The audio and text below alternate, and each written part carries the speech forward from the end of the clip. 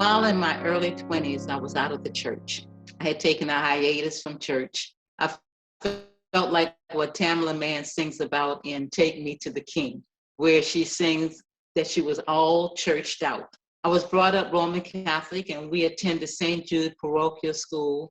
And for the first through eighth grades, we went to church Monday through Friday, and then as a family on Sunday.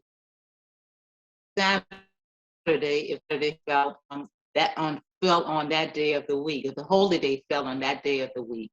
And at that time, Saturdays did not count for Sundays. So this is in no way putting down the Roman Catholic Church. I'm just simply stating where I was after I left my mama's house.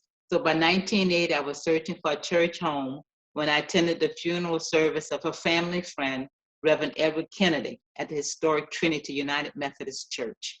It reminded me of my home church, Our Lady of Lourdes in Happy Jack, Louisiana.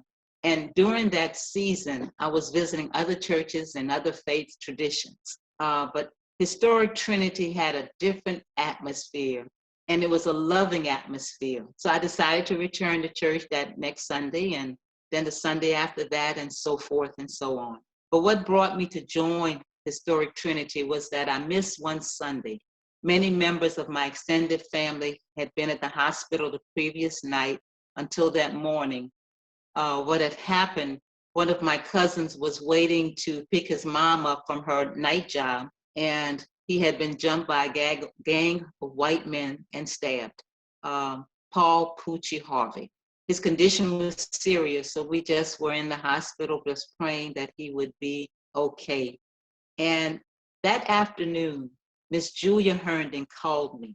And I had noticed Miss Herndon while I was attending the church. She was a retired school teacher, but she was always taking the Sunday roll. So this was before worship attendance became a part of our metrics. And she called me and said that the church had missed me that morning. And it surprised me that not being a member, that I would have been missed. And she asked permission for her to share my story with Reverend Purcell Church Sr., who was the pastor at that time. And I gave her permission, and he called me and he prayed with me on behalf of my childhood cousin. It was very moving, very touching, and I joined church because of that, because it was a loving family, a loving church. And it was also the church from where I received my call to pastoral ministry. A story really didn't come to mind. For me, it's the people I will never forget.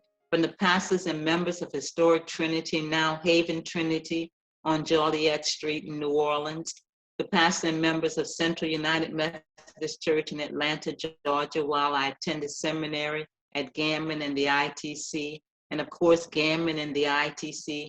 And even before seminary, it was course of studies and the friends and colleagues that we joined into Woods College and then to Millsaps in Jackson, Mississippi.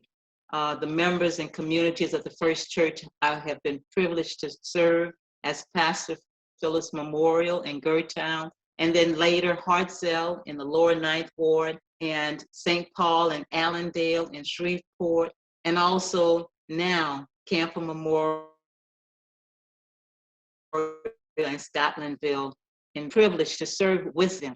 And also the organizations who strive to improve the physical and spiritual lives of God's people, like Interfaith of North Central Louisiana, Together Louisiana, Together Baton Rouge, the mayors and the governmental officials, CADAV and PICO, our district and the conference boards and all those districts that I've served with, all of the pastors and bishops with whom I co-labored, members who have taught me so much about the power of God and God's love, and the mentees that have taught me so much, but especially the children, the youth, and the teens. I just thank God for the blessing. This one took my breath away, this question. It takes my breath away. I have revised my own funeral program a few times because some of whom I am so thankful and grateful to are now part of God's great cloud of witnesses. First and foremost, I'm grateful to and for my family, my mom and all my family members who are now a part of the Cloud Witness family, my young adult daughter and son and grandsons, my siblings, nieces, nephews, and godchildren, the many pastors and members who allow me to glean from their knowledge and practice of ministry, friends that I met before and after beginning this journey of pastoral ministry, and collaborators who have a sincere heart for God's people. So as I continue to journey in a different way of doing ministry, I thank God that we had this time together, Louisiana Conference, and I will keep you in our prayer. We will keep you in our prayer, and we pray that you will keep us in yours.